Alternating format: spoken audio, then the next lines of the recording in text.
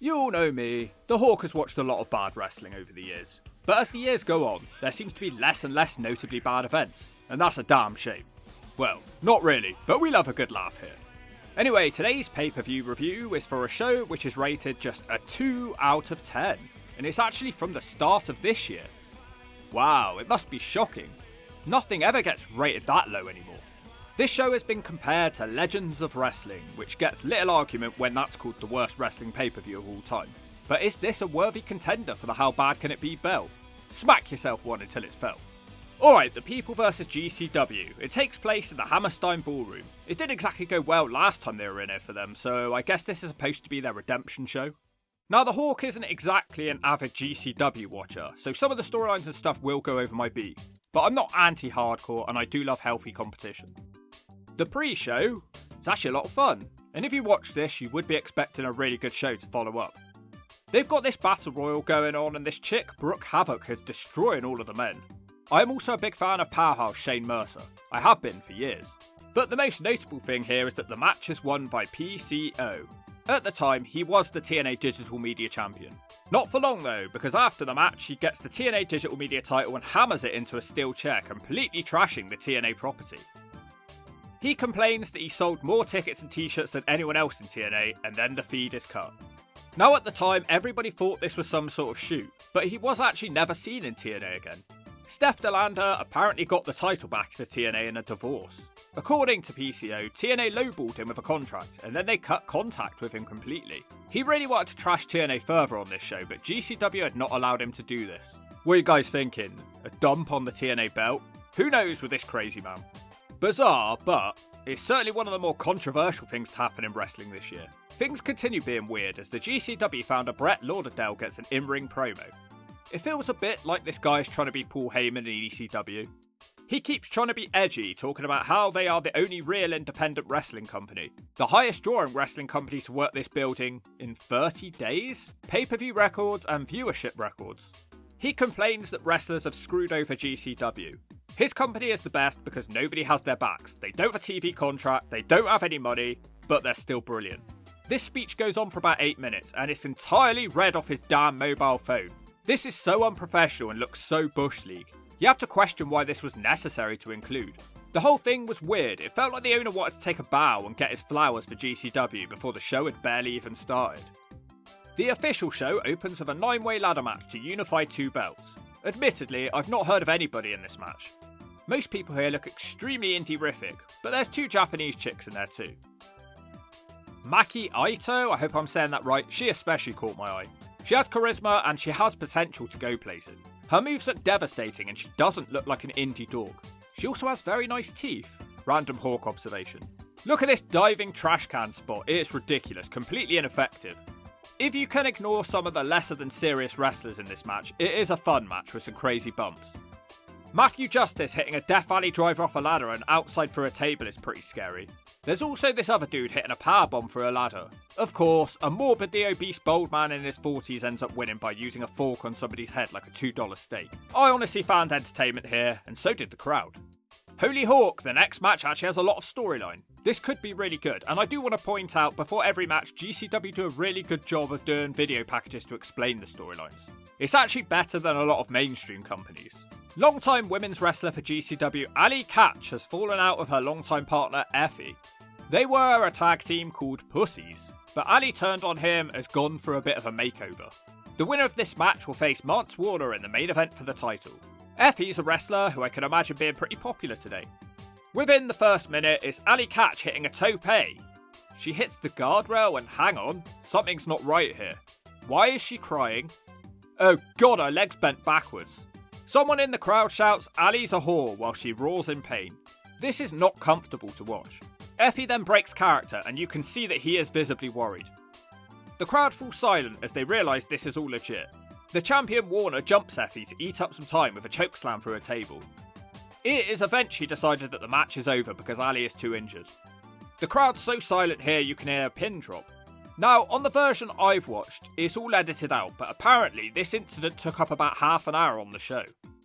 Allie broke her leg in 2 places, and although she was not likely to win this match, it's still devastating for the show with pacing completely thrown off, storylines ruined, and the crowd subdued.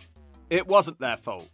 Although you could possibly argue it's their fault for putting the guardrail too close. I don't know, I'm not an expert on these matters. The last update from her was in April, with Allie saying she still can't jump or move around so much. Some fans got behind Allie in GCW, whilst others were somewhat brutal, claiming that she wasn't athletic enough to do the spot in the first place, and they were glad she broke her leg. I fucking hate wrestling fans so much. I mean, seriously. Did any of you hear about Jonathan Gresham? 2 strokes recently, and the first comment I read was, good. Now, I'm no fan of the squid, but death is not funny. There ain't no coming back from that. There's a lot of people with serious mental issues in the wrestling world who should be locked up, and I think a lot of them are just jealous that they don't have the balls to get out of their mum's basements. They wish they could do what the wrestlers do. The next time I see one of these comments, and it's someone from England, you may get a visit from the Hawk. But shove it, squad, I think it's clear these comments are becoming more and more frequent, so keep your hawk eyes open and make sure you remind the poster just what a vile dork they are. Anyway, the show must go on, and I've got interest in this 6-man tag as it features wrestlers that we all know. The first team is 2 guys I don't know, and Kerry Morton, who has impressed me in the ring on NWA. But the other team consists of Homicide, who looks like a right G here. His partner is the Amazing Red, and the other guy's a pot smoker. Homicide actually retired from wrestling just a couple of months after this show. Hopefully nothing to do with this match. Kerry Morton runs them down on the mic for what feels like an hour. It's probably a bad choice considering the fans haven't seen any wrestling for at least 40 minutes at this point. I think he's trying his best to wake the crowd back up by healing on them. It's then announced over the speakers that there will be another delay as the commissioners can't be here as they're dealing with the Allie Katch situation. All I can hear is swearing and complaining from this crowd. The match does eventually start, and I have to say, Amazing Red is still moving like a man a decade or so younger. I can't really show it because YouTube can be lame sometimes, but the pothead wrestler and Homicide both wrestle while smoking a doobie. That is something you're never going to see in the WWE. Everybody's favourite grandma, Ricky Morton, interferes and attacks her grandson and hits him with a Canadian destroyer. Red hits a Code Red, and Homicide hits the Gringo Killer for the 3. Bit of a basic match. It's nice to see some of these guys again. I've never seen Homicide look so happy after the match either. He opens an award for the Amazing Red to enter the Independent Wrestling Hall of Fame. The tag titles are defended next. The Garbage Daddies challenge for the belts belonging to Violence is Forever. I hadn't actually heard of the champions before, so I looked one of them up. His name was Dominic Guarini. And surprise, surprise, one of the first comments I read is, he should kill himself. Words fail me. Anyway, this match is probably the best of the night without any sort of extreme weapon usage. There's some really fun dives and tag team combination moves. This match also does a good job of waking up the crowd. The Garbage Boys win the tag belts with the Garbage Disposal. I would actually recommend catching this one. Now the pacing is thrown off further as they have to construct a steel cage in the middle of the show. I'm frustrated as a viewer. It feels like I've watched more video package than actual matches, and it would have been even worse as somebody in the arena. Anyway, this one will be Charles Mason versus Richard Holiday. Holiday is a guy who's been around for a while now, but he hasn't seemed to progress. He kind of resembles a mini EC3. MJF really came out of that group the best by far. Surprised he hasn't wanted to help a brother out. Anyway, the storyline here is that Richard Holiday snitched to the police that Mason is a murderer. I mean, with a name like that, you could have thought they would figure that out for themselves. Mason has a chance to win early on, but instead he has a Jeff Hardy moment and decides to dive instead. Fortunately for Jeff and Shannon, it wasn't a Swanton bomb. He can't win because a big old roided up man interferes and takes out the ref. Fortunately for Mason, another insane prisoner also interferes. He spears the roider through a door. Holiday has a brief flurry of offense and almost wins with a super kick, but ultimately Mason wins by choking him out with a chain. Pretty tame cage match. Sydney Akeem, who makes the girls scream, takes on Vikingo, and this should be a great high-flying match. Well, unfortunately it turns out to be fairly tame and slightly rushed. Vikingo, between injuries and not staying anywhere for too long, has kind of lost his allure. I still like him, but I'm just not as excited about him as I was a couple of years ago. I do really like Sydney Akeem's finisher, and yes, it is a cutter, kind of overplayed, but he does make it look like fun, and he has to hit it twice here to win the match. We also get yet another 6-man tag with a veterans tag team, and this one is very appropriate considering the building that we're in. Super Crazy, Tajiri, and Little Guido. Tajiri looks like my damn dad, and Guido looks exactly the same, but with grey hair. Maybe he should join the Grey Crew.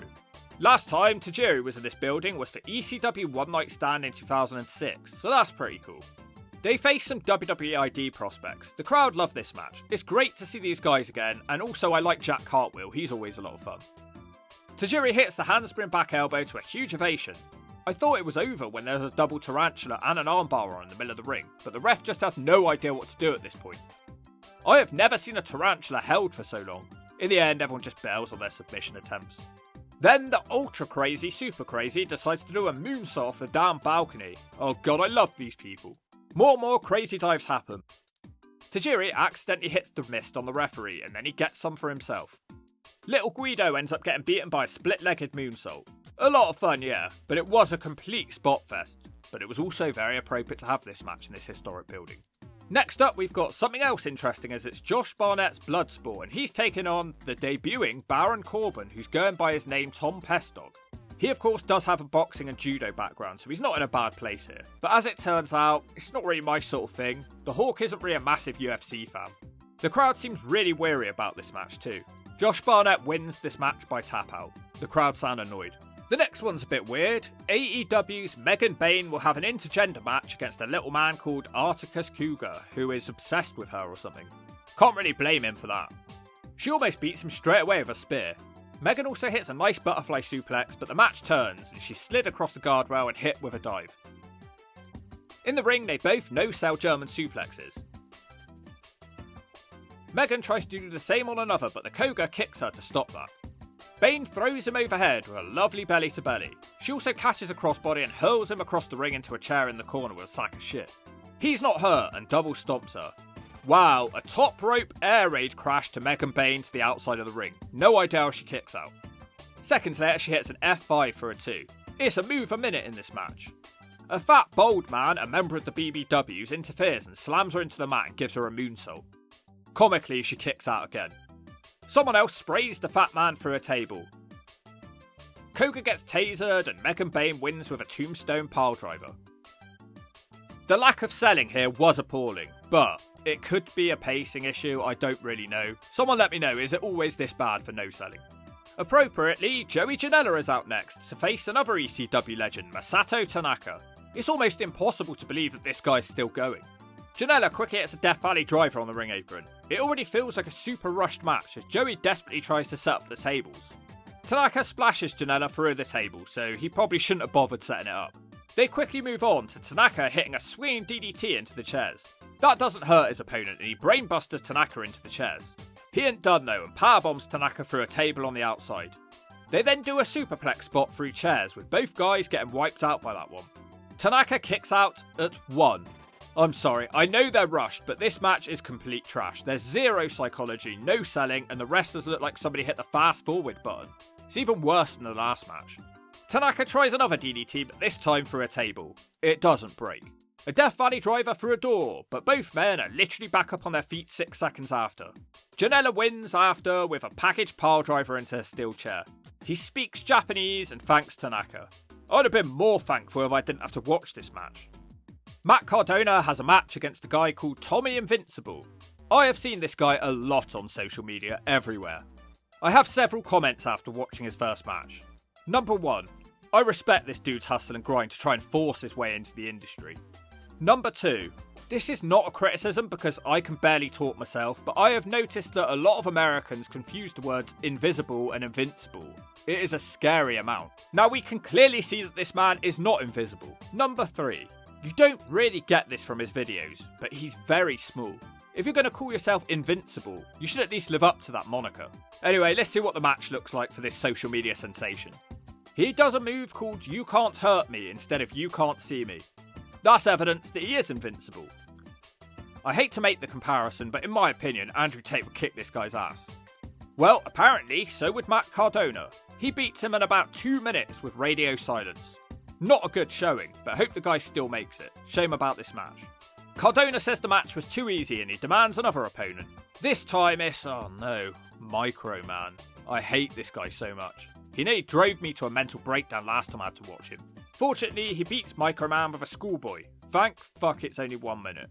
But that still isn't enough for Cardona, who requests a third match. This time, his buddy turns on him and they end up having a match for another 2 minutes. Fatboy beats Cardona with a piledriver. I fail to see the point in any of this. Just the main event left now, and at this point, fans have been in the building for about 6 hours, and you can see fans pouring out the building before the main event has even started. Not a good look. There's quite a few empty seats. Effie versus Mance Warner for the title. At this point, I don't even care, and I'm supposed to be reviewing it. Effie wins with a guitar shot like a modern day slapnuts, and he is the new world champion. So ultimately, it was far from the worst wrestling show of all time, but perhaps it serves as a commentary on modern day wrestling. In an era where no risks are taken, nobody rocks the boat, nothing controversial ever happens, sometimes for good reasons. Perhaps there's just so little talking points in wrestling nowadays that this has de facto been voted a terrible show. There were genuinely some decent matches here. There was actually some really nice nostalgia, perhaps wise compared to Legends of Wrestling. But the legends who appeared didn't do anything wrong. They could still go in the ring. The second half of the card was a bit of a chore to get through. The matches didn't really feel that serious, but most of the problems come down to Allie Katch breaking her leg. The show was way too long because of it, and the pacing was destroyed. I still think they did a decent job at The Show Must Go On. I don't think this show is a 2 out of 10. I actually enjoyed this show a bit more than some of the other shows I've recently watched. It's probably like a 5 out of 10 in reality. Which is proof, you can't always listen to dorks on the internet. Sometimes you just have to watch a show for yourself. And if you don't agree with that, I'll stack your girl's shelf.